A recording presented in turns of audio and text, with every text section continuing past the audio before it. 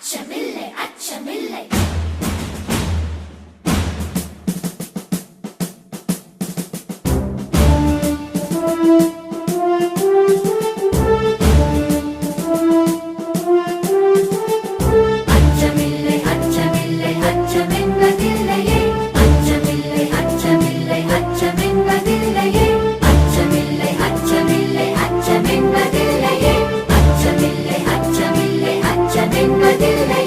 இச்சகத்து உள்ளோரெல்லாம் எதிர்த்து நின்ற போதினும்